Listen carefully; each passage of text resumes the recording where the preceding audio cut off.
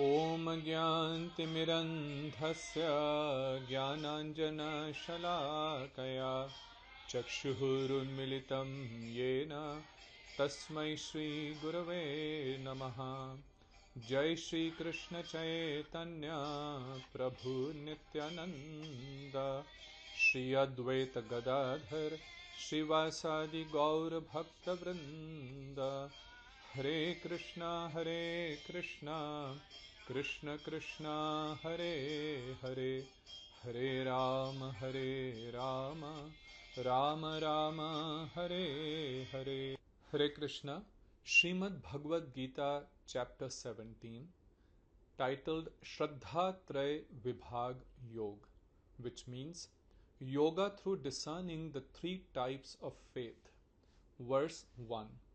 Arjun uvacha yashastra vidhim utsrijya yajante shraddhayanvitaha tesham nishtha tu ka krishna Sattvam aho rajastamaha.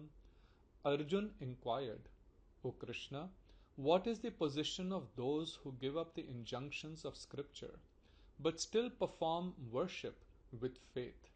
Is their condition in goodness, passion, or ignorance? By the causeless mercy of Sri Sri Guru and Gauranga, we have completed 16 chapters of Srimad Bhagavad Gita. And it is only by their causeless mercy that today we are starting the discussion of the 17th chapter, Vibhag Yog. As you know, each chapter of Bhagavad Gita describes a particular type of yog. Yog means to connect with the Supreme Absolute. Division. So here Shri Krishna is describing that how can we connect to the Supreme Lord by understanding the three types of faith. Shri Gurudev describes the summary of this chapter. He states that this chapter explains the three types of faith according to the association he keeps and the nature acquired from his previous impressions. A person develops faith in that which is in the mode of goodness, passion, or ignorance. As you know, there are three modes of material nature: mode of goodness, passion, and ignorance. And we have discussed this in great detail in the previous chapter. So, just like our activities fall in these three categories, similarly, the faith a person develops also is in these three modes. And this faith develops based on the type of association one has and the nature that he has based on the impressions that he is carrying from the previous life. So those impressions in the previous life are also created because of the type of association and type of activities in the previous lives. Shri Gurudev states further that when the living entity completely takes the association of pure devotees of Hari, the Supreme Lord, then transcendental faith appears in his heart. He can then worship the Lord who is transcendental. Such a devotee is an actual saint. So, as we have discussed before, just like there are activities that are in mode of goodness, passion, and ignorance, there are activities that are transcendental to these three modes, because three modes are binding even if one acts in the mode of goodness. But activities that are completely the mood of surrender to the Supreme Lord, which are done as a service to the Lord, those are transcendental activities. Similarly, faith that develops in the association of pure devotees, that faith is not in the mode of goodness, passion, or ignorance, and such faith leads ones to the transcendental platform. Now, in the previous chapter, Krishna had concluded by stating that one who does not follow the injunctions of the scriptures falls down to hellish life. Therefore, he told Arjun that one must follow these scriptural injunctions because the scriptures are the ultimate authority as they have been given by the Supreme Lord Himself. And one who does not follow the scriptural injunctions acts whimsically as per the dictates of his own mind.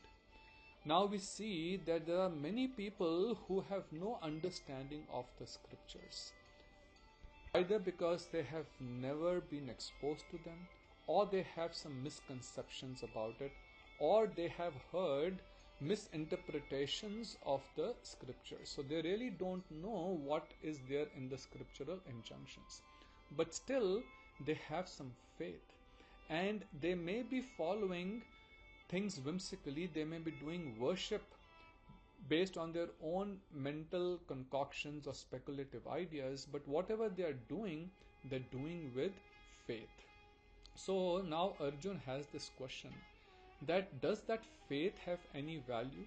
That even though one is not doing the worship as per the scriptural injunctions, but still doing it with faith. So is he doing that worship in the mode of goodness, passion, or ignorance? This is the question. And many times, we have the same question. Shri Vishwanath Chakravarti Thakur states in the commentary that in this 17th chapter, Sri Bhagwan explains that which is in goodness, passion, or ignorance. In response to the following questions of Arjun. What was question of Arjun? You described the nature of the demons and then concluded by saying that those who transgress scriptural regulations and act whimsically do not attain perfection, happiness, or the supreme destination. This is what Krishna had stated in the 23rd verse of the last chapter. So Arjun is saying, now I have a question. What is the basis of faith or nishtha of those who transgress the injunctions of scripture and free from a mood of enjoyment and endowed with faith whimsically perform sacrifices? So they transgress the injunctions either knowingly or out of ignorance or because of misunderstanding because they have been taught by someone who himself does not understand what the proper injunctions are. So because of any of these reasons, they may be transgressing the injunctions of the scriptures. However, they are free from the mood of enjoyment, meaning they have some mood of performing austerities, they perform some fasts. We see specifically in India that people worship so many different kind of demigoddesses, and some of them are not even described in any Vedic literature. Many of these deities have been just created out of someone's mental speculation. But still, they are worshipping that deity with strong faith and also performing fasting austerities. So these sacrifices are, for example, performing austerities or following the path of knowledge and doing some sort of chanting, right? Even though it may be chanting the mantra of that deity, which is also a speculative mantra because it has not been given in the scriptures. And there are so many examples of those these days. So Arjuna is asking, is this type of worship in mode of goodness, passion, or ignorance? Srila Bhaktivinoda Thakur also states that Arjuna is saying, O Lord, I have a doubt. In the 4th chapter, you had stated in verse 39, Shraddhavan labhate jnanam tat paraha sanyatendriyaha jnanam labdhva param shantim achiren adhigachati. A person who is faithful, who has conquered his senses, and who is devoted to the practice of worshipping the Supreme Lord by working without attachment to the fruit of his prescribed duty attains transcendental knowledge, whereupon he quickly attains supreme peace in the form of the destruction of bondage to the material world. So in that verse, Krishna is giving the importance of worshipping with faith. See, one may be following the injunctions of the scriptures, but only as a matter of duty, but not with any faith. And then there are those who don't know the injunctions of the scriptures, but whatever they're doing it with faith.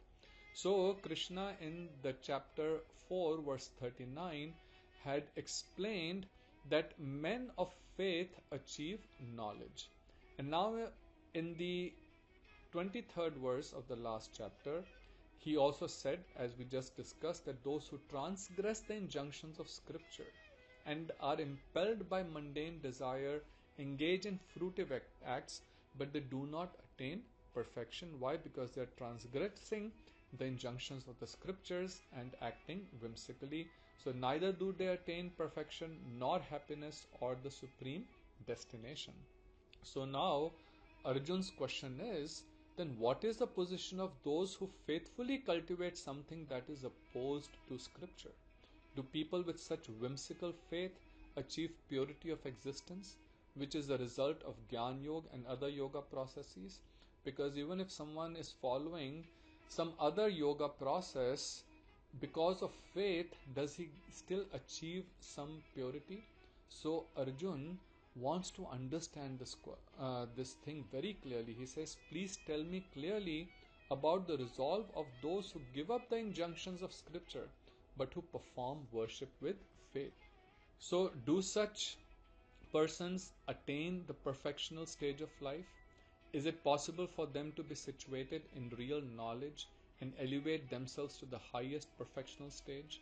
Do those who do not follow the rules and regulations of the scriptures but who have faith in something and worship gods and demigods and men attain success in their effort? So Srila Bhaktivedanta Swami Maharaj is saying that these questions Arjun is putting to Krishna. And it is important to understand this, because then we will understand what type of faith such individuals have, and is that faith useful or not useful? Does it really help them to ultimately get to the path of pure spiritual knowledge, or it does not lead them to perfection? So next time we will discuss the answer that Krishna gives to this question of Arjun. Till then, Hare Krishna, Radhe Radhe. Have a very blessed day.